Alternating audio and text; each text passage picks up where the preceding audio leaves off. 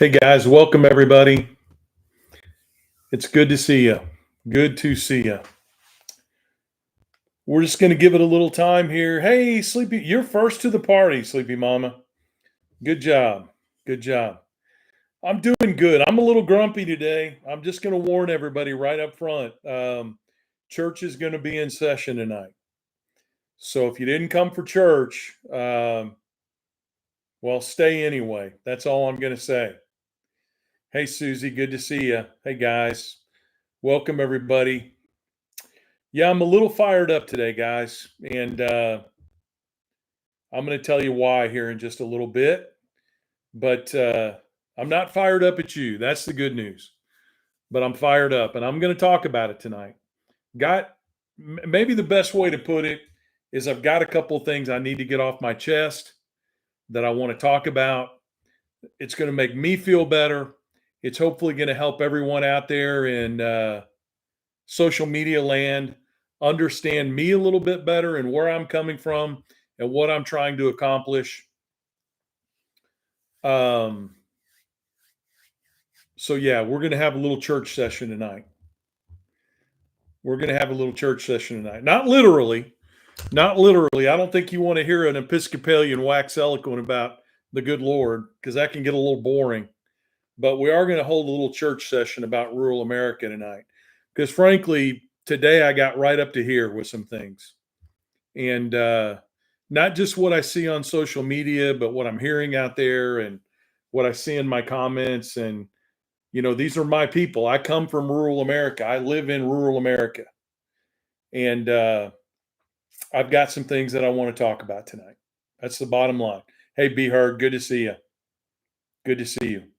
If you would, guys, for right now, just hit the like button on YouTube and on TikTok, and let's get those likes up, and let's get out there on the FYP. Hey, Pokey, good to see you. You know, Pokey, I didn't know this, but I learned right before the last election. I'm embarrassed to say this because I consider myself very knowledgeable about rural America. I had no idea how big agriculture was in Minnesota. I knew it was big. Don't get me wrong. Okay. Don't come at me. I didn't realize how big it was, that you guys are the third largest agricultural state in the country. So I've made a lot of really good friends like Jill and Marty and other folks that live in Minnesota. And, you know, don't judge a book by its cover. Just because the only place I've been in Minnesota is Mayo Clinic and Minneapolis, I should have realized there are a lot of farmers up there, a lot of good rural people. I'm in Missouri, guys. For those of you that are asking, I'm in Southwest Missouri. I'm a specialty crops farmer. I like to brag that I make as much off of a small amount of acreage that some big farmers make off of 300 or 400 acres. That's just me when I'm sowing my wild oats and feeling a little bit cocky. But I am in hardcore red MAGA country, Southwest Missouri. And I might do that, Pokey. I'm looking forward to getting up there to Minnesota. We've had some invites up there, and we're definitely going to go. I've also been asked, for those of you that don't know, I've been asked to serve on this listening tour with the DNC, and former Senator Heidi Heitkamp and I are going to go around the country to rural areas and sit down and talk to rural people and let them give feedback directly to the Democratic Party. And I know Minnesota is one of the places we want to go. I know it is. Hey, Brett, not too far from me. Back in my younger days, I could have thrown a rock and hit you, brother. Not anymore. Got too much arthritis in these shoulders. I can't throw rocks anymore. South Louisiana. I'd love to go to South Louisiana. I go to New Orleans at least once a year. Well, usually about once a year, once every 2 years. But I'd love to get down there to farming and fishing country. Thank you, Barbara, for saying that. Thank you.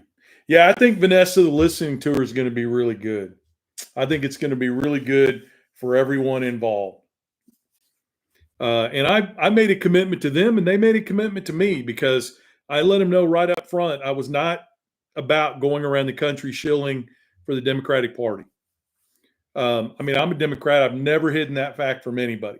Even though what we're doing at the Back 40 is nonpartisan, and we're trying to get everybody to come on board for good rural policy, I've never hidden the fact that I'm a Democrat. But I wanted these listening sessions not to be about Will going out there shilling for the party, but I wanted them to truly be listening sessions where we could sit down and listen to people and take that back to the Democratic Party. Hendricks, I lived in Lexington, North Carolina from 2000 to 2007. I was a rural county party chair out there. All right, Amber. I used to go out to Seattle a lot. I had a consulting contract with T-Mobile, and I used to travel to Seattle a lot, and I still go to Branson sometimes. Charlie, know your audience, buddy. If I would suggest you go back on your page and make a few videos and make your point there. All right, guys, I want to jump into this. We're going to go to church a little bit, like I said. If you would, keep hitting the like button and work really hard to get us up on the FYP, because I want people to hear what I have to say tonight. And I know what I normally do, guys, is I've got some key issues that I normally like to cover with you guys. I've usually done page after page after page of research, and I've prepared for my lives, and I do have some data tonight. But I've got two very specific things that I want to talk about because it's on my mind. Now, I want to tell you how my day started, because I want to be honest with you right up front that one of the reasons I'm really fired up is that I had a bad day. Have you ever been there where you have a bad day and then you read something or you watch something that hits you the wrong way, and all it does is make your day worse? And then the mind starts turning, it starts cranking, and you just work yourself deeper into that hole, and you get a little bit angrier and a little bit angrier. And that's me today. And I won't lie to you guys, I came straight from the farm today. I went up there, my garden had washed away. Luckily, none of the specialty crops I've got planted had washed away with the water and with the rain. But we still don't have everything in the ground. I made a promise a few years ago. We had such a bad drought in Southwest Missouri that I said I would never complain about rain again, and I'm not going to. But the challenge is they really hit home today, and I got into a little bit of a bad place. I just want to be honest with you guys about that before I get on my soapbox here, because I am going to be on a soapbox.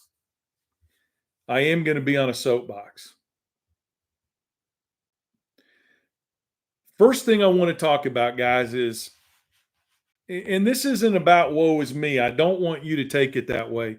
I just want to let you know I'm no different than any of you, okay? I raised 4 kids as a single dad, and I've got 5 grandchildren.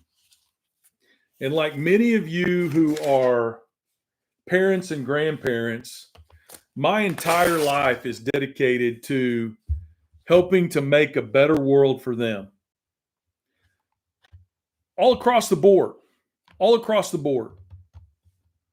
I had the advantages of growing up on a big, beautiful farm with clean water and clean air.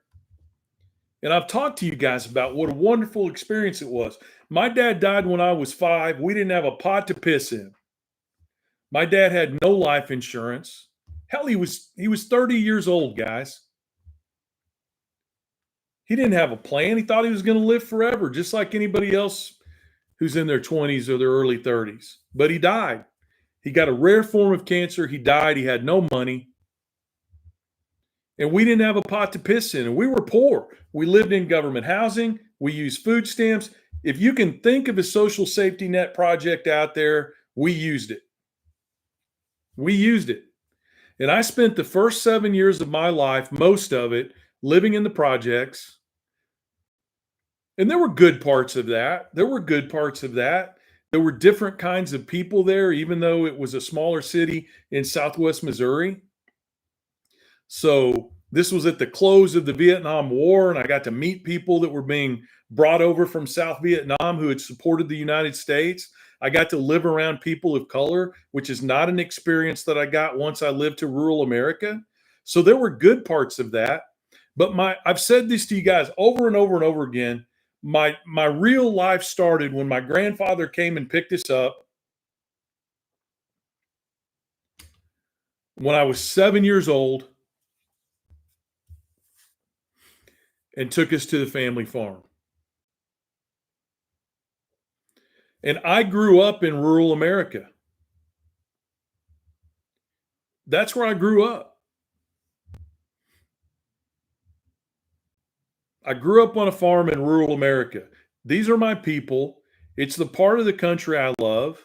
And I've lived in cities and I've been involved in political movements in every different segment of the Democratic Party. I have fought for civil rights. I have fought for women's rights. I have fought for better education. I have fought for better jobs. I have fought for higher pay. I have fought for anything you can imagine, I fought for over the last 35 years of my life, being involved in the Democratic Party.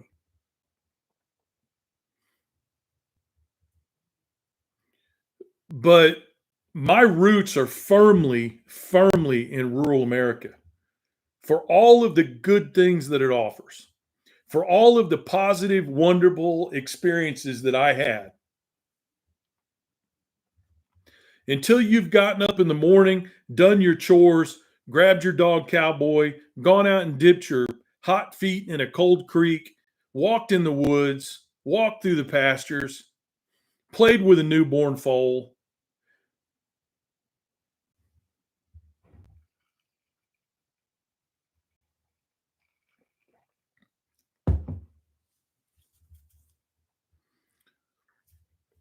Stayed up all night with a calf, or maybe 2 nights or 3 nights, and then it dies anyway.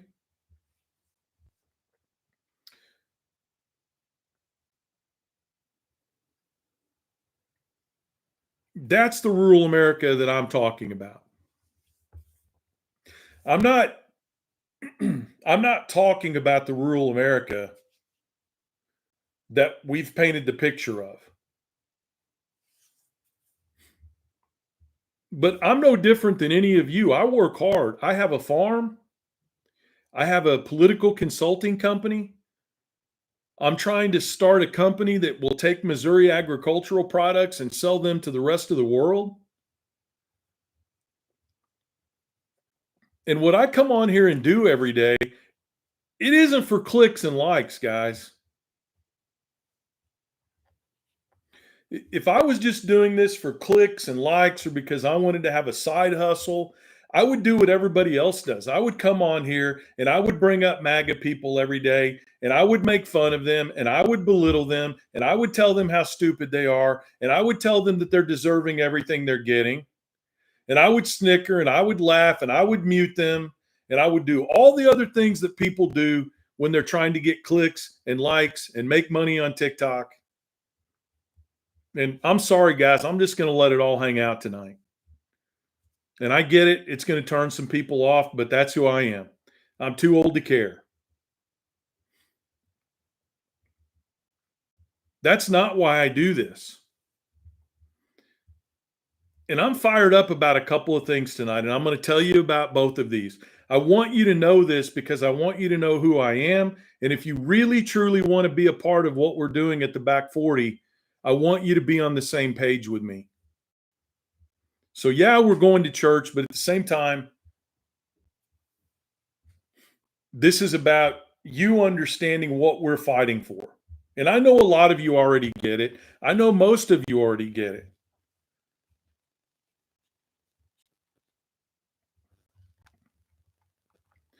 But when I go out and I do a video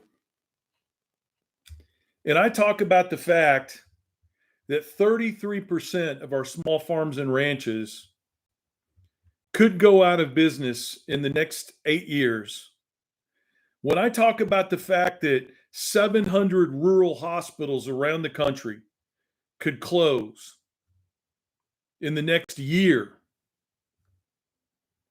when I talk about the fact that rural schools are going to 4-day weeks and they're consolidating and they're using old textbooks, when I talk about the fact that the school kids out here where I live don't have the same advantages of their peers in big cities when it comes to infrastructure and internet and their ability to learn.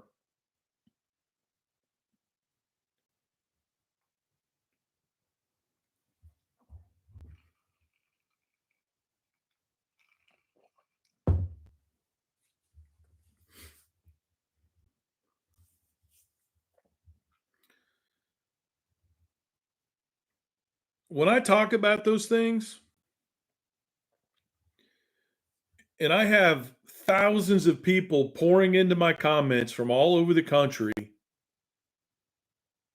saying, "Who cares?" That's what they deserve.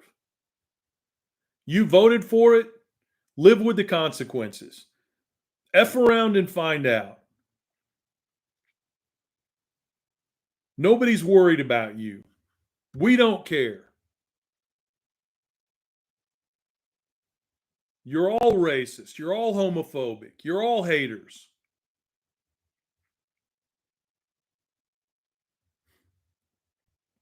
That's a pretty broad brush, guys.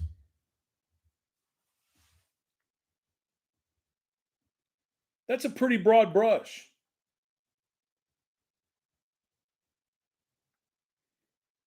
Because there are certain things I know because I live here and you don't. I'm not pointing at you. You know what I mean.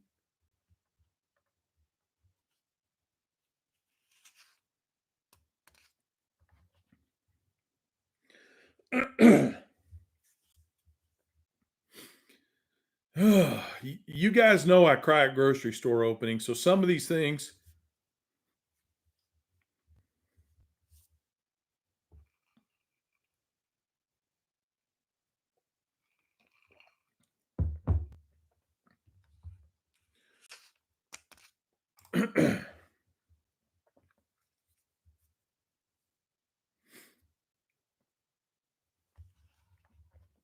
One of my grandkids is on an individual education plan. I don't want to go into detail. That's not fair to him. It's not fair to my son. It's not fair to my daughter in law. He never voted. He's two. He's three. He never voted.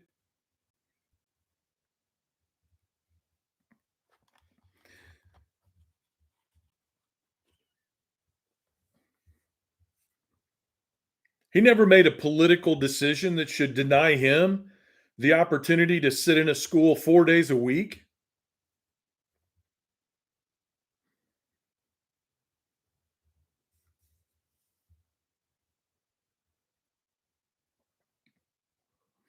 I've got a good friend that I just talked with 2 weeks ago. Her daughter's in a wheelchair.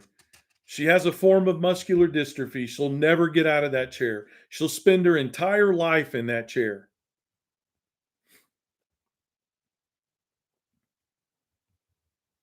Nearly every single day,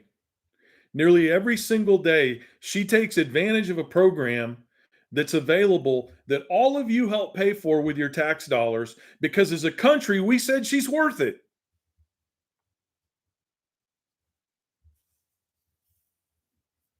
She never voted.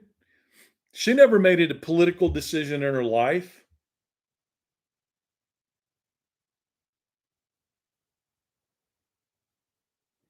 There are kids in rural America all over this country and adults as well that go to bed hungry every single night.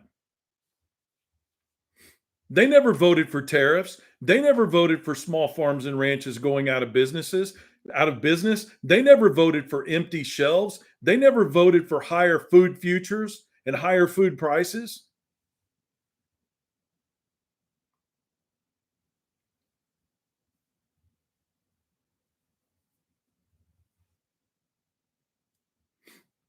I drove up to Jefferson City the other day, and I've told some of you this story before. I told you about the little towns I drove through because I went off the beaten path and how the businesses were all shuttered and the roofs were caving in. The other thing I mentioned is a lot of these schools look like outdoor storage buildings. The playgrounds were rusty. They were grown up with grass. And these weren't schools that had been closed. These were active schools that are active now. They're open for children now.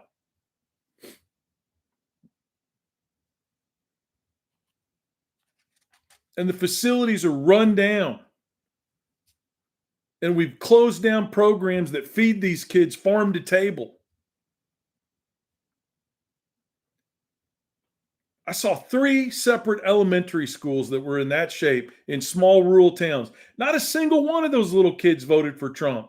None of them have ever made a political decision in their lives. But that doesn't keep people from taking out their broad brush and saying rural America can go screw itself. And that's what you're saying. When you're telling people that voted for Trump, you're getting exactly what you deserve, the same thing. You're saying the same thing to everybody else that lives here. You've got to suffer the consequences of the bad decisions of the people that voted for him. You're categorizing rural America together as a group. You're painting it with a broad brush, and you're saying, you guys all go suffer together.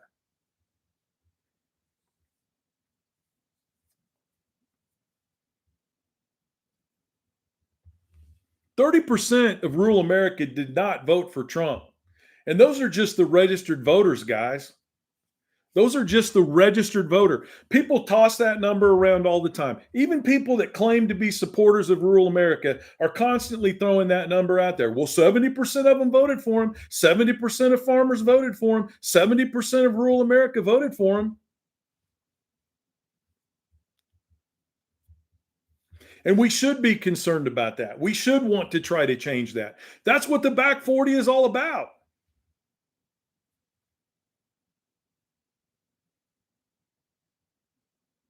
But why am I even doing this if the philosophy that we now have in this country is everybody has to suffer for the decisions of some?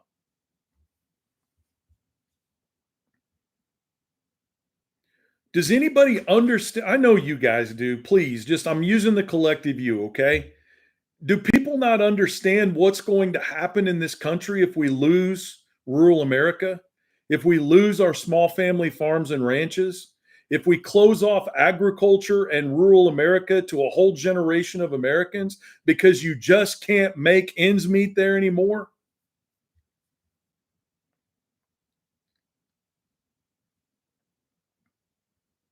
Well, because 70% of the registered voters in rural America voted for Donald Trump, you don't deserve good health care. You don't deserve good schools. You don't deserve good infrastructure. Sorry about your grandson, Will.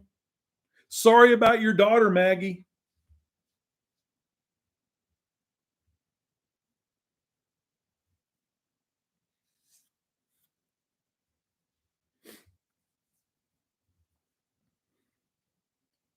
Guys, this is not an easy journey we have all decided to embark upon when we said we were going to become part of the back 40 and change minds in rural America. It was not an easy journey that we signed up for. If it was easy, if all the cliches that I hear coming out of social media from all these people that claim to be rural experts were true, shit, I could just snap my fingers and it would all be fixed. All we've got to do is just register more voters. All we've got to do is just get lazy Democrats to vote. And listen, I want all the rural voices out there speaking to keep speaking, but for God's sake, let's start singing out of the same hymnal. For the love of God, let's start singing out of the same hymnal when it comes to the numbers and the truth, because the truth is daunting. The truth isn't easy. The truth is going to take hard work. The truth means years of dedication in doing this. I'm in. I'm 57. I've got major health problems. I may not be here in 20 years, but I'm in. I'm going to fight the fight. And all of you have said you're going to fight the fight as well. It's not going to be easy. But I'm going to do it for my grandson. I'm going to do it for Maggie. I'm going to do it for Susie. I'm going to do it for Sleepy Mama.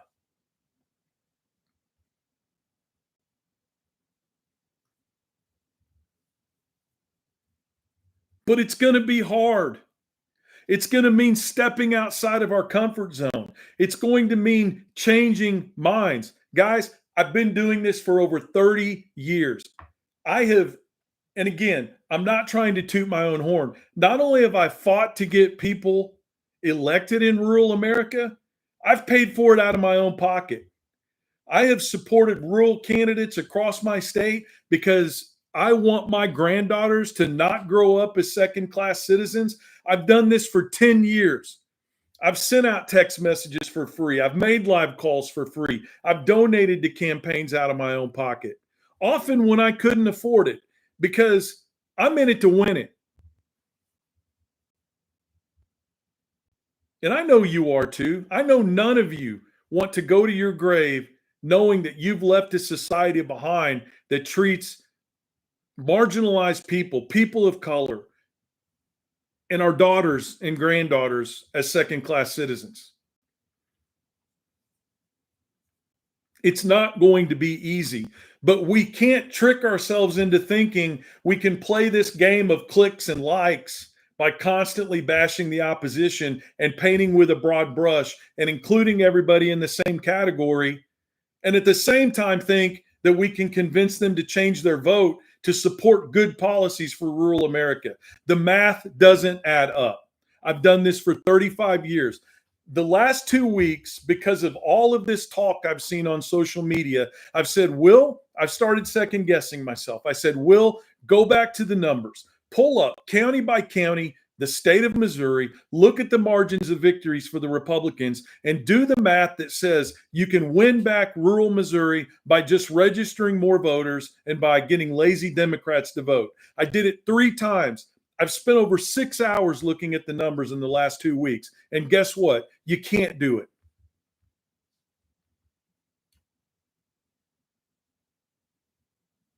You can't do it. Not by the next election cycle. You can't do it. We have congressional districts out there, guys, in the state of Missouri, and they're all over rural America. Some of you live there. That we've lost by more than 100,000 votes. Now, you think about this, okay? You think about this. I live with them too. I don't need anybody preaching to me about how you live with these people and that they're closed-minded, et cetera. I get it. I live here too. This isn't just like, I'm not cosplaying here, okay?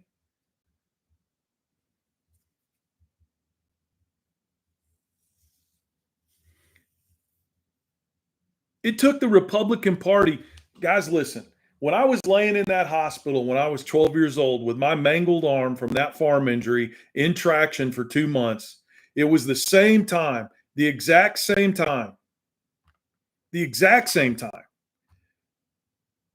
that the tractor brigade was headed to Washington, D.C. because farmers were unaliving themselves at the greatest rate since the Great Depression. And guess what? We had Democratic senators in Nebraska. We had them in Iowa. We had them in North Dakota.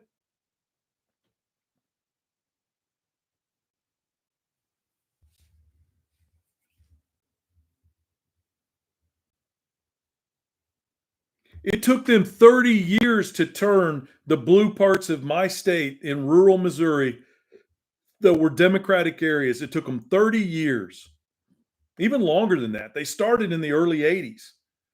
It took them that long to convert these to red areas, 75, 80%. We can't think that we're going to snap our fingers and overnight it's going to change. Do I think we're going to win elections in 2026? Yes, I do. I think we've got a good chance to win back the House. I think we've got a good chance. I mean, one thing about Trump, guys, the longer he's in office, the better we do in elections. But it's not going to be here in rural America. It's not going to be here in rural America unless we change minds.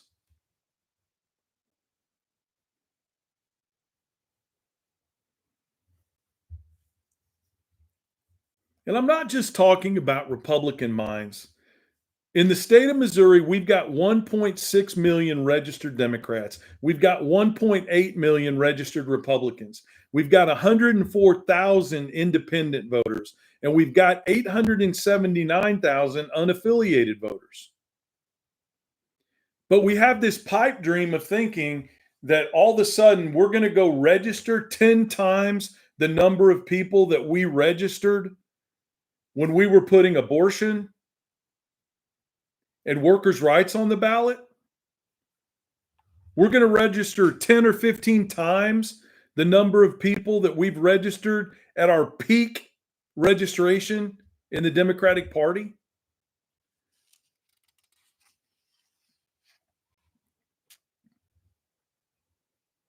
We've got to change minds. We've got to change minds.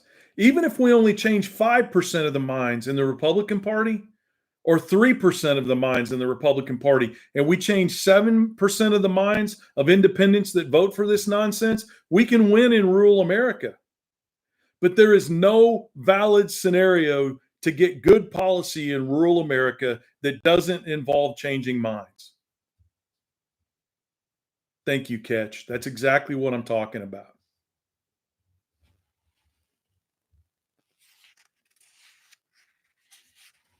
I mean, I don't want to use cliches and I don't want to simplify it, but throwing the baby out with the bathwater is one that comes to mind because, and I'm just talking about the folks that regularly come into my comments, and there's a lot of them, and the people I see on social media that talk all day about how much they love all people, how much they care about all people, how much they want to see all children get a fair shake. But then when it comes to rural America, they just say piss off. 70% of registered voters supported Donald Trump, so you're all going to pay the price for that bad decision. Paul, that's part of the problem. I agree with you 100%.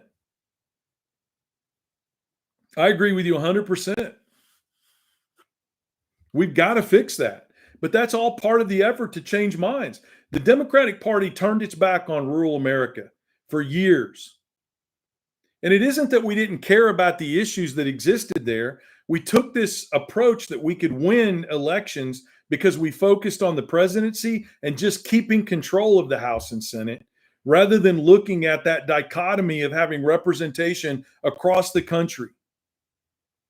White people, people of color, men, women, rural, urban. Good for you, Paul. That's good stuff.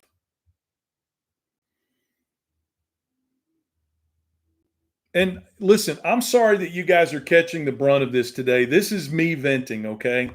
I'm not pointing my finger at you. I'm just saying that today it hit up to here. Because when I come on here, I hate it when my emotions get the best of me, guys. I'm sorry.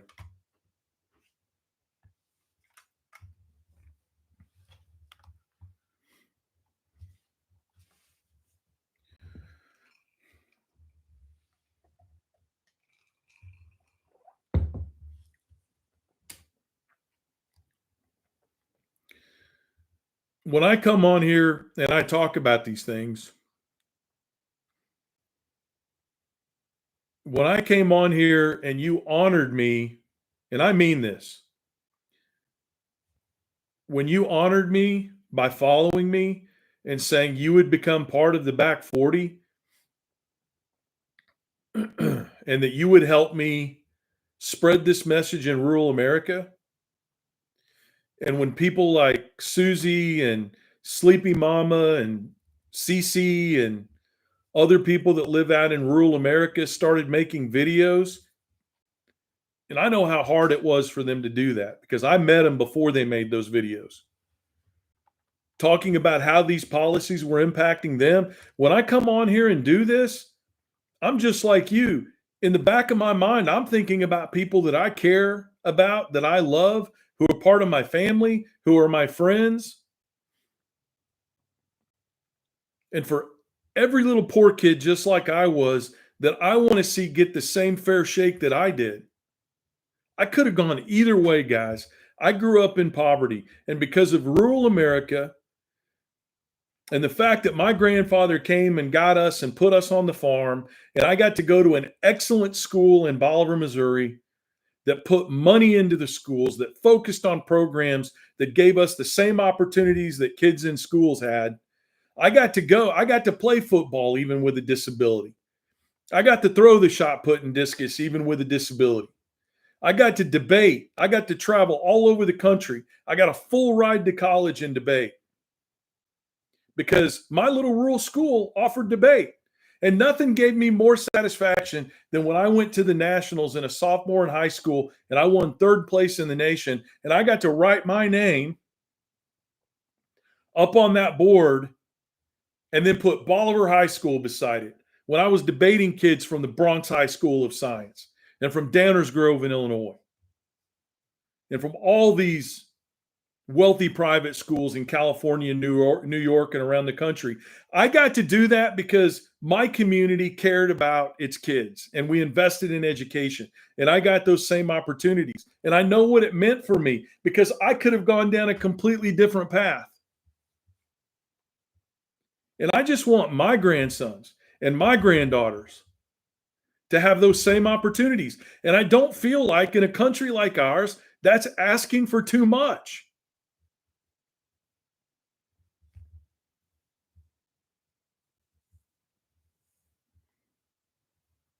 I'm not asking you to say it's okay that people are. This is the other thing that just I get so fed up about. Can we not chew gum and walk at the same time?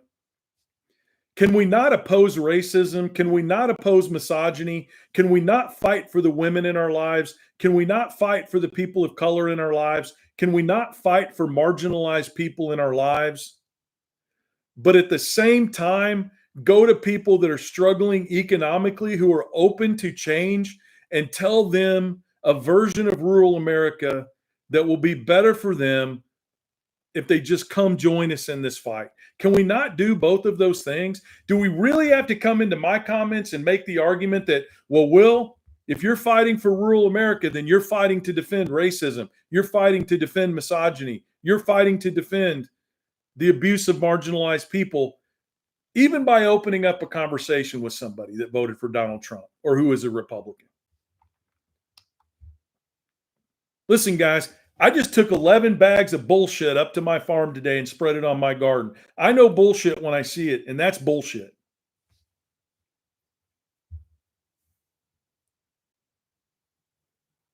We can fight the oppression that exists in our society. We can fight for human rights. We can fight for marginalized people. And really, frankly, a white guy who's 57 years old, I'm going to go wherever people of color and women and marginalized people point me to go, and I'm going to say what they ask me to say.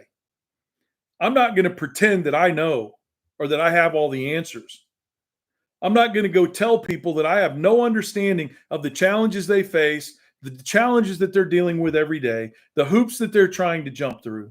I'm not going to go to them and tell them, let me tell you, as a 57-year-old white guy, this is exactly what you need to do to fix the problem. But boy, people sure have no problem telling those of us in rural America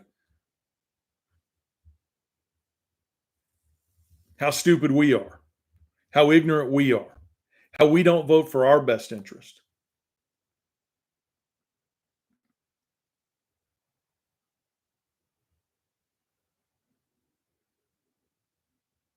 Good government is good for everyone, and we've got to work together to make that happen.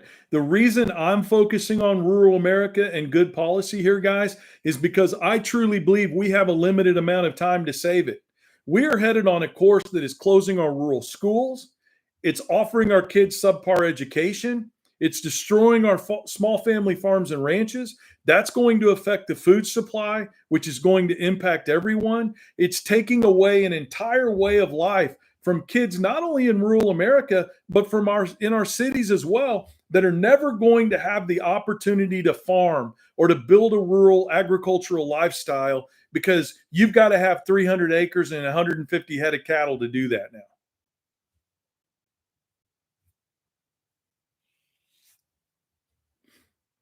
So I got a little bit fired up today. Maybe I just read one comment too many.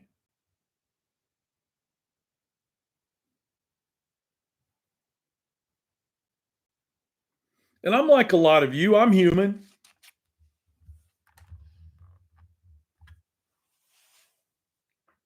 We appreciate the support that we get from everyone, guys. When you go buy the mugs and you buy the t-shirts and you make those small dollar contributions, that goes a long way to do what we're trying to do. I counted it up before I came on this live tonight. We have 161 invitations to come speak in America.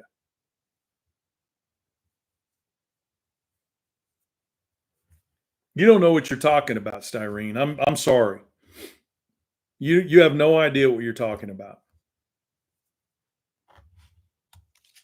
All I can tell you is if you live in rural America, get a new friend group because that's not the case.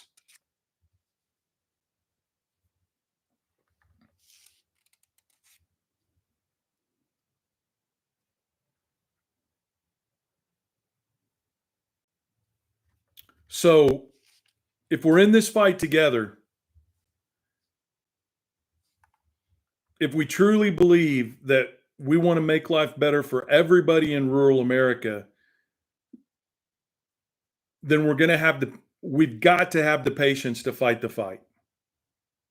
That's the bottom line because it's going to mean uncomfortable conversations. It's going to mean things don't change as quickly as we want them to change. Amen, Biden. I just talked about that at the beginning of the live. We've got 700 rural hospitals that are going to close. That's moms that can't get OBGYN care.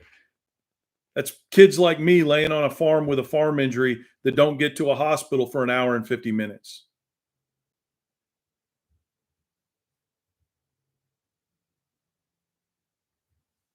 And I got to tell you, another thing that really lit me up today is there are people on social media and political pundits on national television that make the argument all the time. All the time. I get it, Paul. I'm in one of those areas too. All the time they make the argument that, well, look, when we put issues like abortion on the ballot or workers' rights on the ballot, people vote our way. In the state of Missouri, we legalized abortion again through a constitutional amendment. We put workers' rights in place. We stopped right to work a few years ago. You can't go around the country bragging that when you put these issues on the ballot, rural America votes in favor of them, like we did here in Missouri. And then the next sentence out of your mouth is, but they're all stupid. They don't care about anybody. They're never going to vote for their best interest. When you just got done saying that they have the propensity to do that.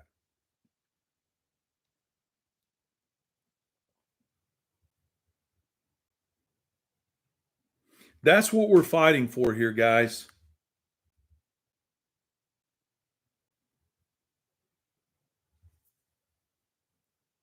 You just became my new best friend, newbie. That's probably the most often used comment I put in my social media comments is, I voted for her. How in the world anybody could watch my social media content and then put a comment in there, you're getting what you deserve because you supported Trump. It just blows me away. Maybe it's because, and I'm including myself in this, maybe it's because we all have the attention span of a goldfish. Maybe they're only watching my videos for the first 10 seconds. I don't know. Once a Missourian, always a Missourian, Amy. Good to see you. But it's not going to be an easy fight. And that's why I'm doing what I'm doing, guys. No, let me rephrase that. That's why we're doing what we're doing. Because I tell you all the time, if it wasn't for the back 40, I'd just be a guy taking a walk.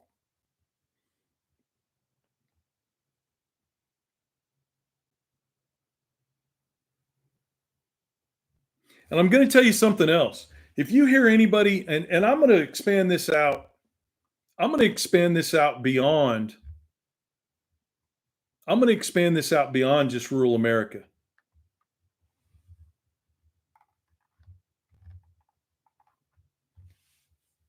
If you're a woman fighting for reproductive rights, If you're a worker or a union member fighting for workers' rights, if you're a rural person fighting for better rural policy, it doesn't matter what you're fighting for. If you're listening to somebody that is claiming, listen very, very closely what I'm about to say. If you're listening to somebody that is making the argument to you that they're out to change America for the better, but all they're doing is complaining about the problem, making fun of the people that they claim they want to help, and they're not offering any solutions, you run away as fast as you can in the other direction. Let me say it one more time.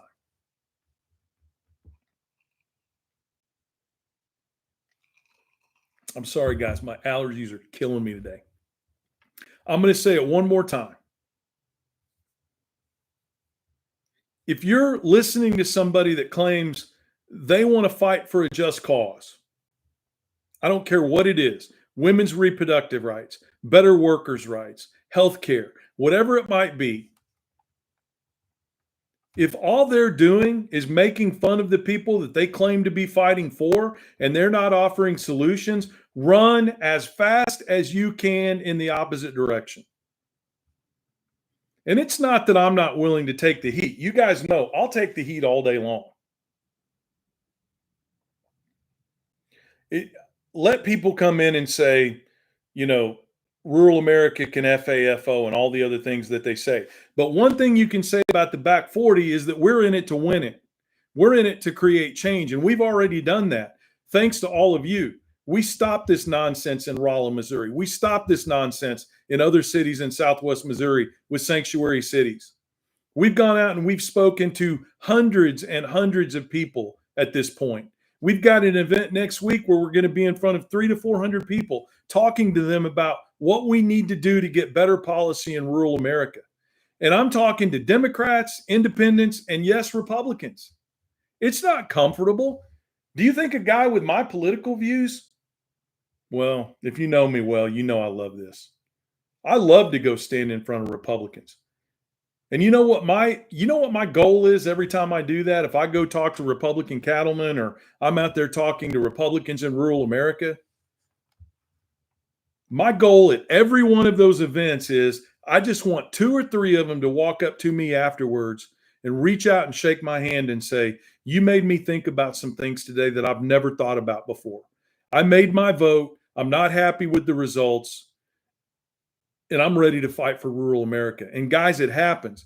We've got a whole organization out there, not us at the back 40, but a whole organization of farmers that's built up with Republican, Democrat, and independent farmers that's built up around this concept that they want to fight against the tariffs regardless of political party. But we're not going to win rural America back over again and get the policies passed that we know we need if we're not willing to talk to them. I'm not talking about absorbing their bullshit and racism and all that. Just a year ago, I threw somebody off my farm for using a racial slur.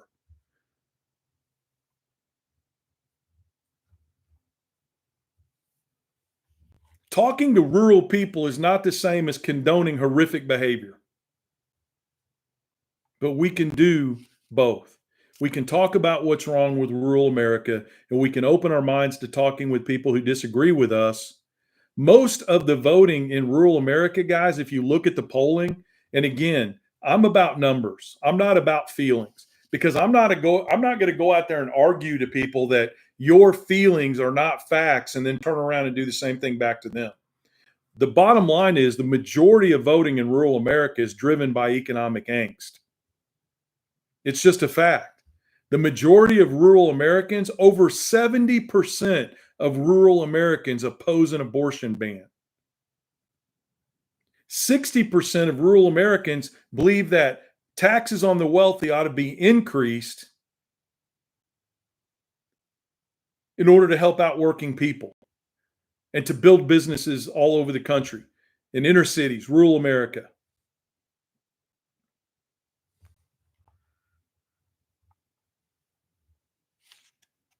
And I hope you're with me. I may have lost some of you tonight by saying all this, but guys, it had to be said.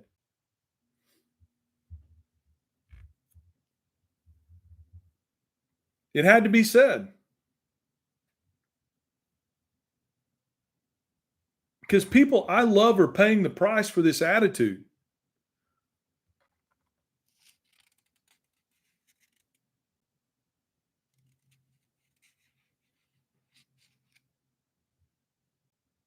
So thanks for putting up with my soapbox tonight. I had to get it off my chest. I've been stewing in this all day long, all day long. Zeppo will tell you. He called me twice today, and I treated him like a redheaded stepchild both times, not because I was angry at him, but because I do what old white guys do. I take it out on everybody. So Zeppo, I apologize to you on the phone. I'm apologizing to you publicly now. Thanks for catching my shit all the time. I really appreciate it. All right. I've got something else that I want to talk about, guys.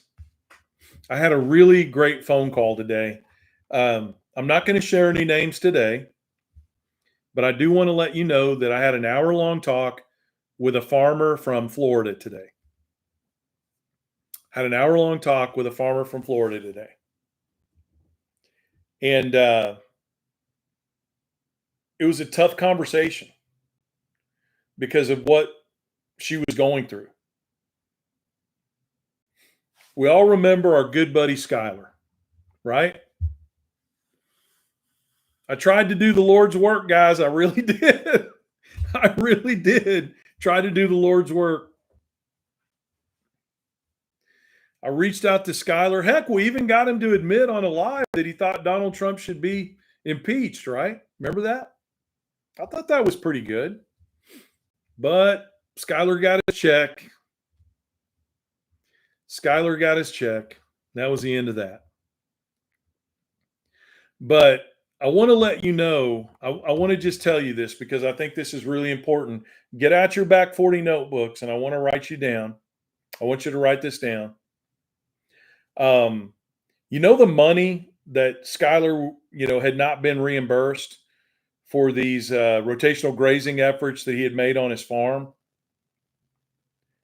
I talked to a farmer today that's waiting on $190,000 that they spent out of their own pocket to improve rotational grazing on their farm, and they've still not received this money. $190,000.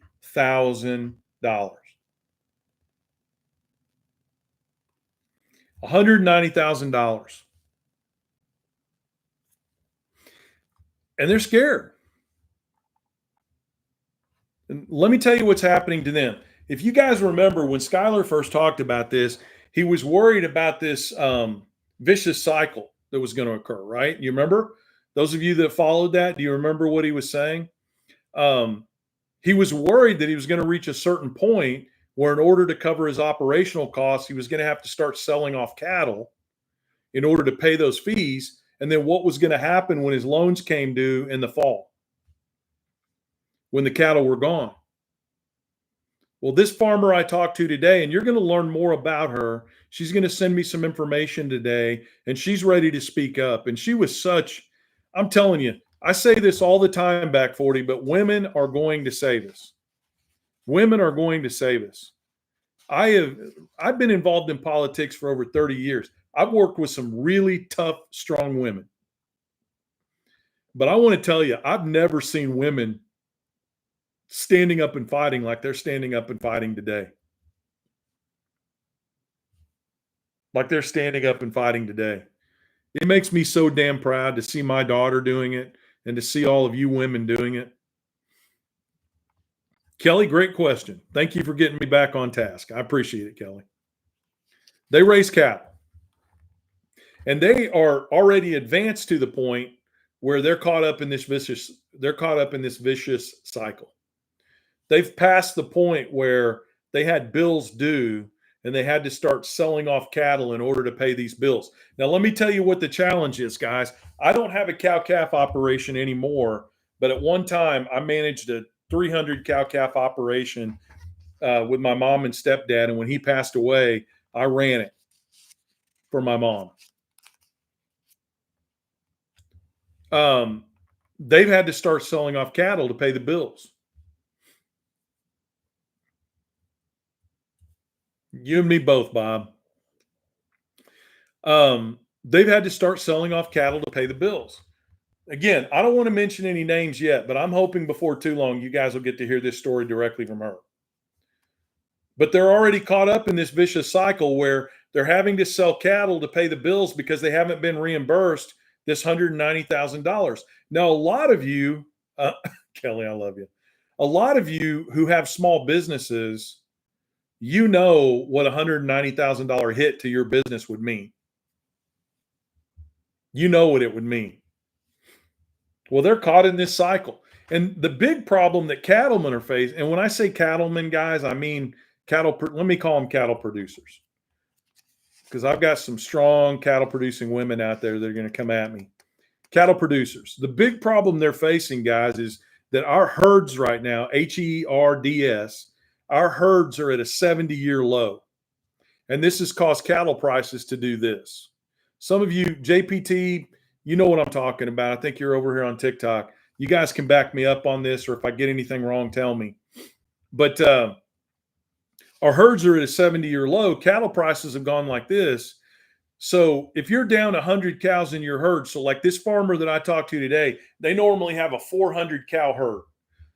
If they've got a 400 cow herd, that means they're planning on somewhere roughly between 350 to 400 calves being born every year to help cover their cost and make the investments in their farm and all of these good things, right? They're down to 200.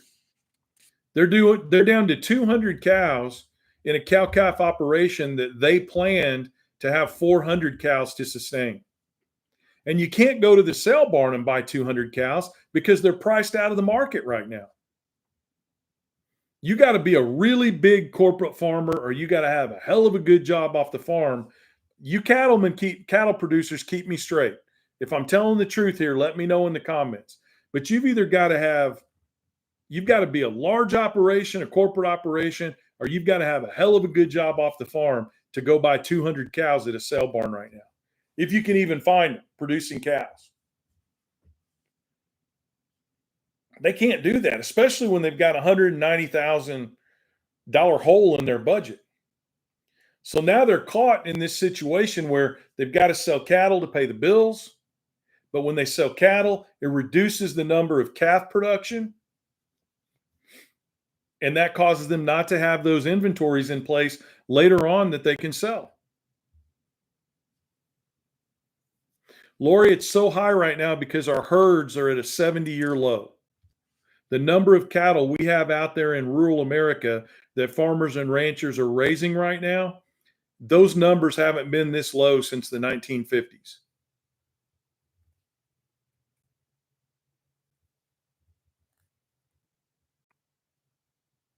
B, that's true, but not all of them will. This is the differential that I'm trying to make, and I'm just not doing a great job of saying it. So I'm going to try to say it a different way. There's no scenario in which we convince all of rural America to vote, to vote the way we want them to vote. There's no scenario where that happens. What I'm saying is and B, I hope this explains a little bit better. I'm saying that there is a Mendoza line where, through a combination of registration, like some of these people are arguing for, getting Democrats fired up about the Democratic Party again, and changing minds. If we do those three things, we don't have to change all of those minds to win back rural America. Okay? That's what I'm talking about. If you win back 10% of those people, you're going to win in rural America. If you do those other two things. If you guys get a chance, go back and watch that video I made a couple days ago that says, this may make you uncomfortable. That was directed at people inside my party that think we can win back rural America without changing any minds. And there are a lot of them out there, guys, and I catch a lot of heat from them. Sometimes I feel like, I don't ever diss or talk down any other creators. I will never do that. I'm all about the back 40. I'm going to charge ahead with what we're trying to accomplish. I'm going to take feedback from my friends here in the back 40. But I got to tell you, I get lambasted. I get nailed every day by people in my own party telling me that I am a 100% absolute jackass and idiot for having the nerve to think we can go out there and talk to rural people and get them to change their minds. Not all of them, just a small percentage of them. Bob, it's going to be a long fight. And I'm just the guy to tell you the truth. What it's going to mean is that in rural America, it's going to be a while before we start winning these races. That's what it means, Bob. I mean, I'm not going to sit here and blow smoke up anybody's unicorn. All right. It's going to mean that it took the Republicans 30 years to win over these Democratic parts of rural America. It could take us that long. I hope not, but it could take us that long to win them back. And see, that's the other thing, guys. This is another thing that bothers me is that how do I want to word this? How do I want to say this? Our friends in blue cities that make this argument that we only need a 3% increase in the vote in rural America to win the Senate and the House and the presidency, and then that's good enough, that bothers me. And I'm going to tell you why. Because I owe it to you guys to give you an explanation. And a lot of you rural people, you know, Susie, Sleepy Mama, JPT, a lot of you that live out there in rural America, you're going to understand where I'm coming from here. I have fought every single election since 1992. Hang on a minute, guys. I apologize.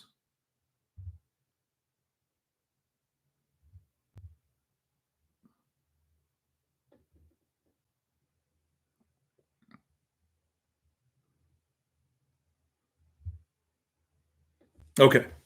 Man, the things TikTok makes me do. I fought every election cycle since 1992 to win elections. Okay. I get that. But this is the problem. That assumes that that's the only goal, right? Listen to what I'm saying here. Okay. And I know all of you from rural America, you get this already. Okay. So just bear with me while I talk to some of our other friends on here. That just assumes that our goal in rural America is to be satisfied with just winning the presidency in the House and the Senate. But here's the problem. Our schools are governed by local school boards. Our water quality in our counties in rural America, the people that decide whether or not giant commercial animal feeding operations can come in and poison our water, our taxes, how we spend our money. All of these things are determined by people that are elected locally. Our state house reps, our state senate reps, our aldermen and women, our county commissioners. We've got to win those back in rural America, or we're going to have no say so at the local level in terms of improving policy. Make sense? So, yes, we're right there with you. To our friends in the cities, we are right there with you in fighting to win the presidency. Pokey, I did, believe it or not. Go to our website, and the podcast is on there. I did Joel Heidkamp's podcast, and I loved it. It was fun. But to my friends that are, on here from the cities, we're right there with you. We're going to work our asses off to change the vote enough in rural America to win back the House and the Senate and the presidency. What we're asking you to do is support us in our efforts to change our local representation so that we get judges and county commissioners and elder people and school boards that best represent our points of view and pass good policy. Make sense? The argument? Okay. All right, guys. I really appreciate it. Again, some things just have to be said, okay? Some things just have to be said. And today, I felt like that needed to be said. About the farmer in Florida, the cattle farmer in Florida. Look at that. I got to take a shower when I'm done here. I got dirt under my fingernails. There are a lot of people out there that haven't received these payments. Let me tell you what's happening. The media got the story, they talked about it, they played it, and now they've forgotten about it. Thanks, Biden. I really appreciate that. Now they've forgotten about it. But I just want you to know that there are a lot of farmers out there that have not received these payments. They're still struggling. And now the chickens are coming home to roost. They've got those holes in their budget and they're having to sell real assets in order to make payments. That's taking away from their marketable assets later on down the road. And it's going to cost them a lot.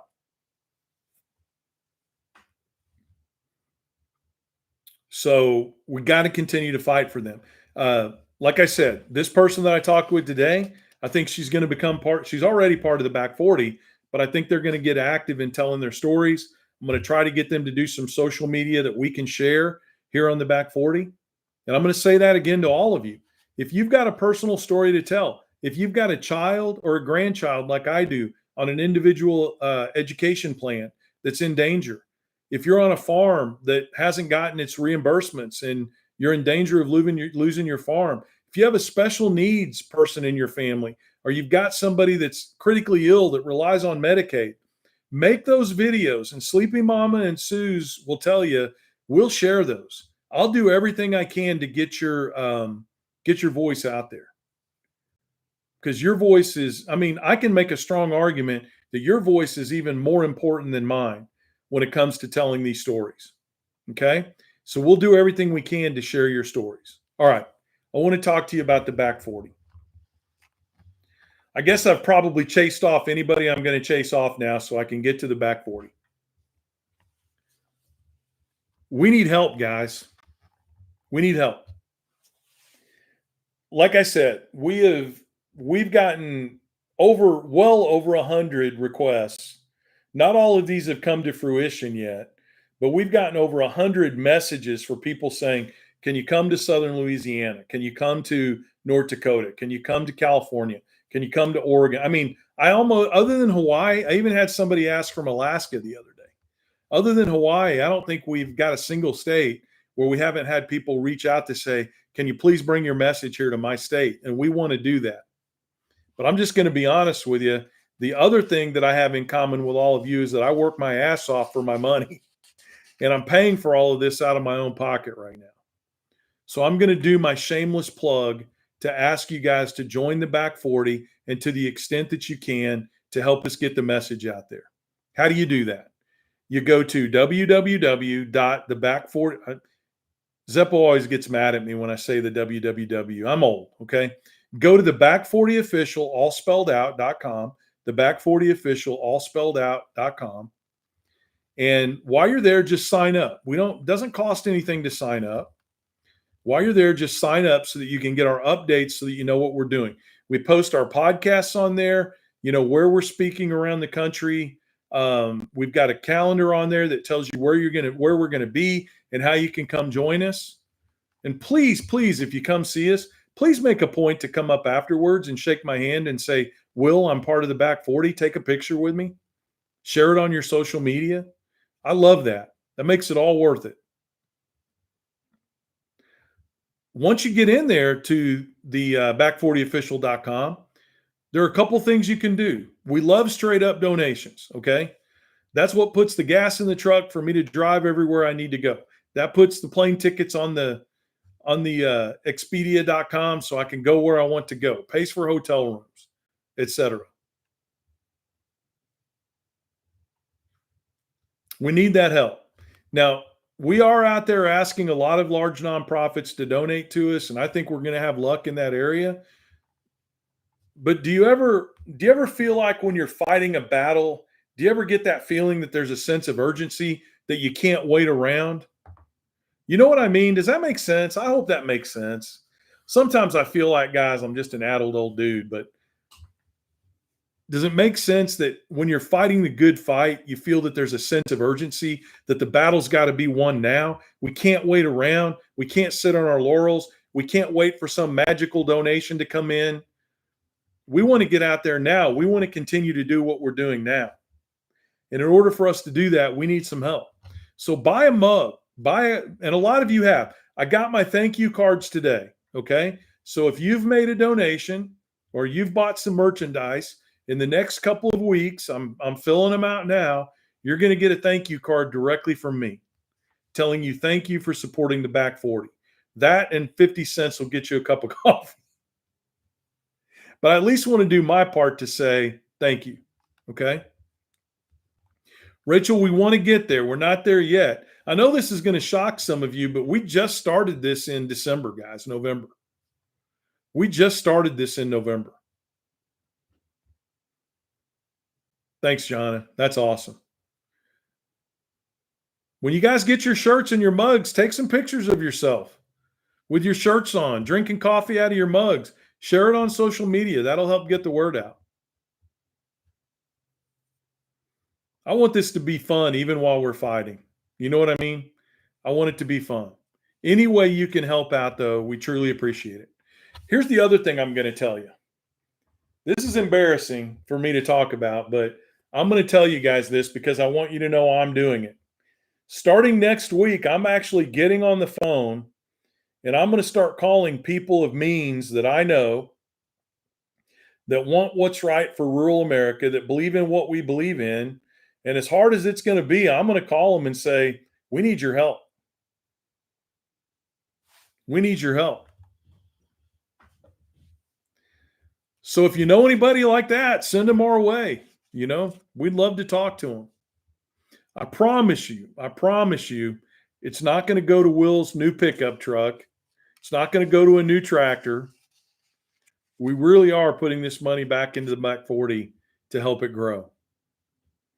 And we need help. Rios, send us a message. You can send it through the website. And if you'll do that, it'll come to Zeppo and I both. And yeah, we'd love to talk to you. We've got a lot of people out in Kansas, and we've been talking about doing an event out there multiple times. Always the hat is coming. And it would be my pleasure to gift your 7-year-old the hats once they show up. Zeppo, put it in the comments. How close are we to having those the hats and the other merchandise on there? Can you throw that into the comments? Send Tim Miller's info to me. I'll call him. But we've got the hats coming, and I got the Fat Man hats, okay? I got the one size fits all extra larges where you don't have the strap in the back, because my family, I don't know about yours, but all of our heads are in the 98th percentile. We actually brag about it. Every time one of my grandkids goes to the doctor, my kids put the picture of their little results on there, and we brag about the fact that they're all over 95% on head size. Gladys, I think patches are a great idea. But let's make this fun. If you can think of anybody that can help, let us know. If you've got ideas for merchandise, let us know. But just remember, guys, we're 4 months into this, 5 months into this, and I think we've made a hell of a lot of progress in such a short time. Marty, I saw that.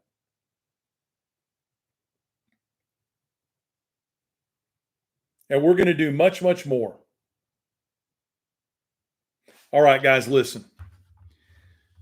Tonight was about me getting some things off my chest. I really appreciate you bearing with me. These are things that I felt like needed to be said.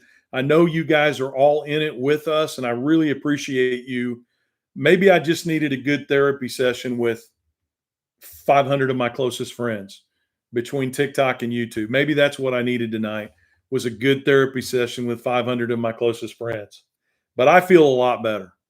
I'm on the record, right? I'm on the record. Let's keep fighting the good fight. And listen, I think I scared a couple of you. I'm not going to give up. All right. You guys know why I'm doing this.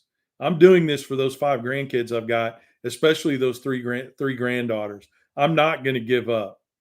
If I've got to start harvesting organs, putting my kidneys out on the underground market, then that's what I'll do. But I'm not going to give up. I just want to make the point. I just wanted to make the point that we've got to stop eating our own. We've got to stop painting whole broad sections of our society, little kids, people with disabilities, et cetera, that are going to suffer if we don't do the right thing. We've just got to stop that. You know what, Lori? That would be great. I think an auction, an online auction would be phenomenal. We need to put that together. Zeppo, put that on the list and reach out to Lori. Sounds like we got somebody willing to help us organize it. But I really appreciate it today, guys. I truly do. My allergies are killing me. I'm sorry about that. Those of you that farm, you know it's a busy time of year. I will skyscraper, I promise. But thanks for bearing with me tonight. We're going to be back. Remember, we're going to be back from 2 o'clock to 4 o'clock on Saturday. We're going to be back from 2 o'clock to 4 o'clock on Saturday. We'll get back into the key issues. Hey, one other thing I wanted to tell you guys, okay? Everybody listen up, because you may not realize it, but when you send me ideas, lots of times the stuff I talk about are things that came from you guys that you want me to address, okay? Thanks, Nancy. Don't send them to TikTok, okay? Don't message them on TikTok, because, guys, I'm just going to tell you, and this is going to sound so woefully braggish, but when you get as many followers as I've got, I get thousands of messages. If you would, send us those ideas through the website. If there's a particular topic that you want me to cover, send those ideas in through the website, and we'll pull some things out of there that we can get up and talk about. But Saturday, we're going to go back to the issues, okay? I just had some things that I needed to get off my chest, because I'm fighting like hell out here, and so are you, and I'm tired of our own people pushing back against us. It's got to stop. It won't stop, but at least I feel better because I made my opinion known. Overall, we're going to do a whole segment on education, and that'll be in there. So keep watching. Let me just answer a couple of questions here real quick. You guys have any questions? Thanks, John. That's right, Cindy. Let me take a couple of questions here. You guys know I always want to try to do that. If you have a question, pop it in there, and if not, we're all good. We're all good. Thanks, Rios.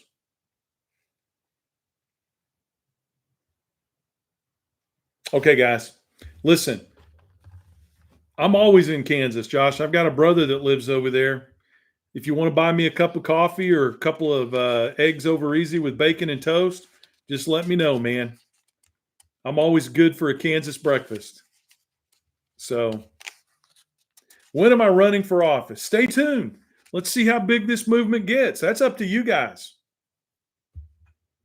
I'll never say never. But we got to fight this good fight first. I'm all in this. I can tell you guys right now, I'm not in this to run for office right now. I'm in this to change policy in rural America, because it's going away. Josh, send it in the website. Send it over. Yeah, I know Jess Piper. I think we need 500 of her. I have nothing bad to say about my fellow rural creators. I just think I've been in politics a long time. I know the numbers, and I want to see solutions along with the complaining. And that goes for everybody. But I'm actually going to be at an event up in Lynn County, Missouri, the week after next with Jess Piper. So you can kill two birds with one stone, as they say. If you like Jess and you like me, come to Lynn County, and it's on our calendar, and you can come see both. You can come see both. All right, guys. I love every one of you, and I mean that. I mean that. I like being surrounded by good people. I like being surrounded by people that know what's right and are fighting for the things that we all care about. And I felt like this is a place where I could come tonight and get a few things off my chest. And I promise I won't do this every time, but I appreciate you guys being so supportive. Pamela, it's the Back 40 Official, all spelled out, no numbers, the back40official.com. I'm writing that down, Marina. Belle of the Ranch. Check it out. Okay, guys. Listen, have a great evening. Enjoy your Friday tomorrow. You know, high school football is not far away. That's why I left my Fridays open. High school football's not far away. Enjoy your Friday, and I hope we see you here Saturday afternoon. Thank you guys for everything you're doing. I'm going to say it one more time. Go to theback40official.com and sign up to help. And thank you for everything that you're doing to help us spread the word in rural America. Marty, I'm not on Farmers Only. Why would I do that? I've got the back four. No, I'm kidding. You guys have a great night. I'll be here Saturday, 2 o'clock to 4 o'clock Central Standard Time. 2 o'clock to 4 o'clock Central Standard Time. All right?